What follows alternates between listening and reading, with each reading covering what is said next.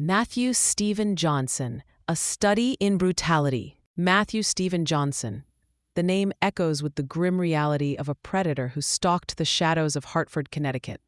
He is an American serial killer and rapist, responsible for the documented murders of at least 3 women.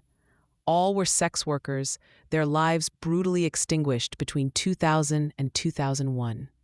Beyond the confirmed victims, Johnson remains a prime suspect in the deaths of 2 additional women. Though never formally charged, the specter of his involvement hangs heavy over those cases. Ultimately, justice, however imperfect, was served.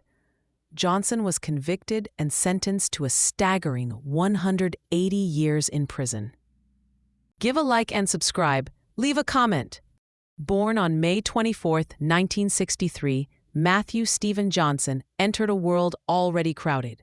He was one of 10 siblings, a twin, growing up in the hardscrabble neighborhoods of Hartford's Blue Hills and Asylum Hill.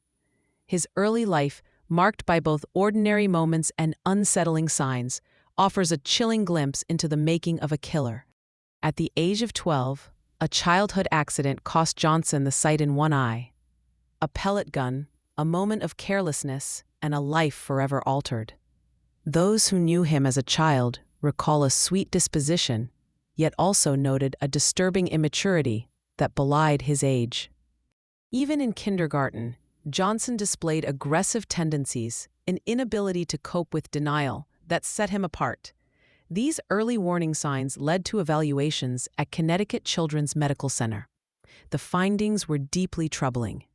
Johnson was diagnosed with an intellectual disability, his IQ measured at a mere 69. He also suffered from seizures, a neurological condition requiring constant medication.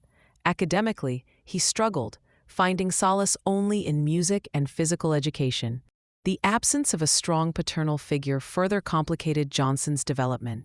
Contact with his father dwindled when he was 17, leaving a void that likely contributed to his growing instability. Compounding these issues, Johnson made a fateful decision.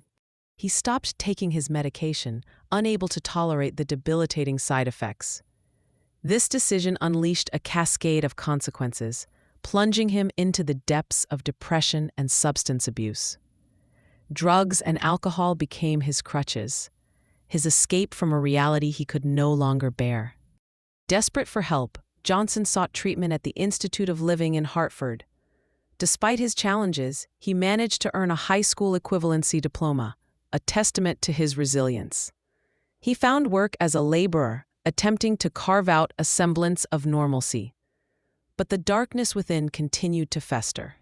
Before the horrific spree that would define him, Matthew Stephen Johnson had already established a pattern of violence. His criminal history, a disturbing prelude to the murders, reveals a man spiraling out of control. At the age of 19, Johnson attempted to murder a security guard at the Cathedral of St. Joseph. This act of brazen violence resulted in a 10-year prison sentence, though he served only 4. Released back into society, Johnson's behavior only escalated.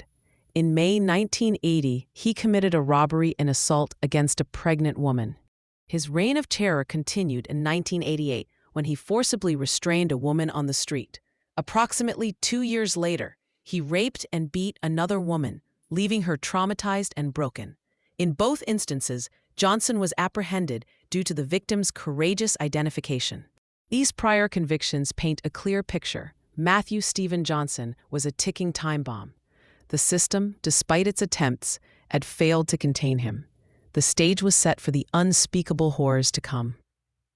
Upon his release from prison, Matthew Stephen Johnson became a homeless drifter, lost in the underbelly of Hartford. He preyed on the most vulnerable members of society, drug-addicted prostitutes.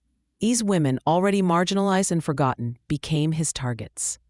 Johnson lured his victims to secluded areas, places where their screams would go unheard.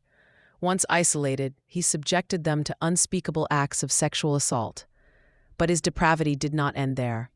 He strangled his victims, snuffing out their lives with cold, calculated precision.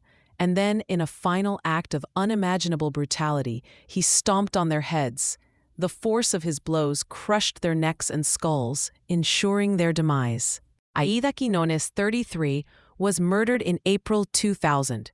Rosalie Jimenez, also 33, met her end in August of the same year. Alicia Ford, 37, became his final confirmed victim in July 2001. Beyond these confirmed cases, Johnson is suspected in the deaths of LaDawn Roberts, 28, found dead in June 1999, and Rosalind A. Casey, 32, discovered in June 2000. While never charged in these cases, the similarities to his confirmed murders are chilling.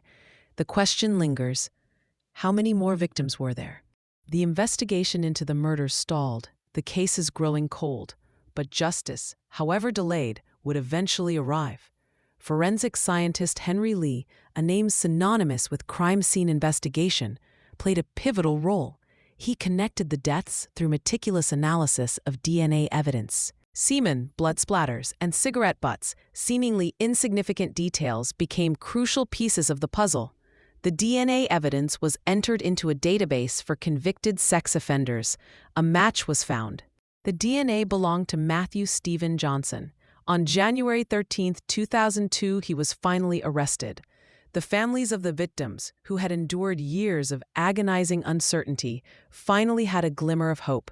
During the trial, Gabriel Jimenez, the brother of Rosalie Jimenez, delivered a powerful statement.